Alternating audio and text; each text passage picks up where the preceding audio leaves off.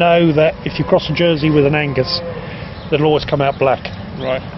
So there's no ifs and buts about it. It's an Angus. No mistaking them. No, it's no mistaking them, and the quality of the meat is the other. How many cross animals have you got on the farm, Paul? I've got about 35 at the moment. Right, okay. And you're hoping to increase that, are you? No, I've got a contract with Country Butchers and with Houze and mine, and they've committed to taking all of the animals. Yeah. And that's where I want to be. I'm not. We haven't discussed looking after the cow, feeding the cow, keeping it for a few years before. But there's also staffing implications. If you've got 200 cows plus those in reserve and all the rest of it, presumably you've got quite a wage bill to deal with. People to find, people with skills. Where do you find all these? Well, I've always tried to keep my staff level as low as I can, and we've also invested very heavily in technology. So we've tried to keep pace with all the modern methods of milk production. So all our cows, we'll milk 180 cows per day, twice a day, and we can milk in about just under 2 hours each milking. So that's 4 hours. 4 hours. Half day's work just for doing that. Yeah. Time and stuff. That can be done by one man. Of course, in other places they've been looking at cow milking parlours all under cover. An application was made in England for 10,000 cows, but it was reduced to 3,000, and I think that was refused. But those are the sort of numbers they're talking of. That's the entire Jersey herd under one shed. Yeah. Is that ever going to happen? I don't think it'll happen in Jersey because of the structure of the Jersey landscape. I mean, we've got small fields, we've got a huge network of roads. There's no place in Jersey which would be able to accommodate one large herd like that. You've got to have a lot of land accessible to you. There were a couple of entrepreneurial chaps who did propose something along those lines. Well, they were proposing that the island be managed as one herd, not necessarily all the animals would be kept in one single herd. I understand that, but you can see the trend, can't you? Yeah. Yeah. And do you think that's is that likely to happen ultimately? It's a possibility in 10 years or so. If there's, it is a possibility, but I don't think we would be better off for it. Is anybody actually training up dairy farm people in Jersey? Is anybody training? There's currently there's a handful of Jersey people at the agricultural colleges in the UK. But within the island, nothing at Highlands College, nothing at Highlands College, which is again something very different from the early 70s. When I left school, I was for 4 years I attended Highlands College on 2 days a week, and we did block release courses at one of the agricultural colleges in the UK. Nowadays, if you want to get a good education in agriculture, you've got to leave the island and go to one of the agricultural colleges there, or in France if you wish, and that's essential. The days of leaving school at 15 and 16 and coming onto the farm and doing what Dad's done over the years is not a particularly sensible way of doing things. You've got to have it. Of the other 20-odd dairy herds that there are on the island, again, I don't suppose there's any secret, but are any of those as far as you're concerned, likely to pack in? Are they all safe herds? Well, no. There's I would think there's probably 10 of them which will probably not be around in 10 years' time, purely because of age and the size they are. The smaller farms run by the older generation will probably go by the wayside, but. Can the other farms take up the slack? Yes, I think so. Yeah. Yeah. There's a Chinese enterprise being talked of. Does that hold any promise for people like yourself? We never say no to any prospective business, and again, because of the new genetics that have come in, we've got interest in embryos in particular, flushing embryos from cows, freezing those embryos and exporting them. We've just sent just over 100 embryos to Argentina. We've got inquiries from the UK. There's a few that have gone out recently to the US. And if there's interest from China, we will be able to supply China with embryos, but we've yet to get into any detail with there was a stop put on exports, you must tell me, you know about it, when mad cow disease or blue tongue or foot and mouth or one of these diseases appeared.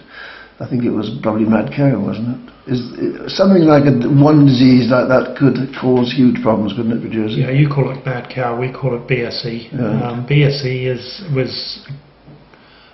was a problem on the island. It was a problem, not as great a problem within the Jersey breed as it was in the black and whites, so the Friesian or Holstein cows, but it did affect the Jersey breed, both in the UK and the island, and it went to prove that the disease was caused by contaminated feed. There was absolutely no question about that. It was contaminated feed which contributed to it, and being that we import a good amount of concentrate feed from the UK, hence we were affected. At the time, the legislation regarding the production of animal feed was changed, and I don't think we've seen a case of BSE since certainly in the last 8, if not 10 years. So we've been 10 years free of. But any one of those diseases can occur. We've got other threats. We always will. Blue tongue is the most recent. We've had no cases of blue tongue in Jersey. The closest it's got is Normandy, where there was several cases last year. Now, I think I'm correct in saying that we haven't seen any cases in Normandy and northern France at all this year, which is good news. So it has receded. Is Jersey more or less vulnerable if you're importing Aberdeen Angus strain or bigger herds? The importation of bull semen, because of the technology that's used in collecting the semen and the quarantine processes that are linked to it, the risk of importing disease through semen is virtually nil. If ever there's an issue with one of the AI stations in the UK, they're instantly closed down. So we're very confident we can import genetics safely. How much outside monitoring is there by people who not necessarily know better but have a more impartial view of what goes on in Jersey? Obviously, small community, people tend to get a bit monitoring of things, disease standards. All right.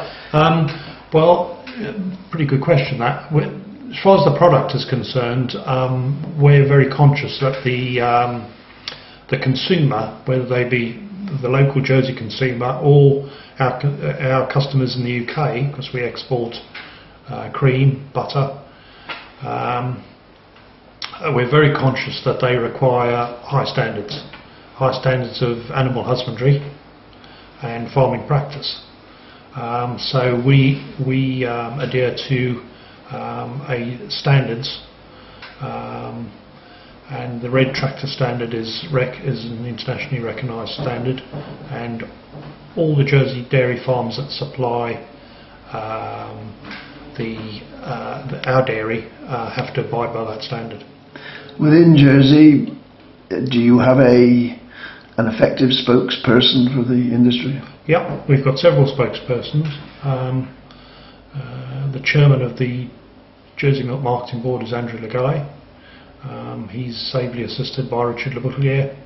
At the RJA, there's three or four of us which regularly go on TV and speak to the paper about various issues. And we're a fairly open industry. Anybody who wants to have a look around any of the dairy farms is always welcome to do so. The other point you made about standards is the disease the disease issue in dairy cattle, and that's one thing that we're really proud of is our disease status. We've always known that we're free of brucellosis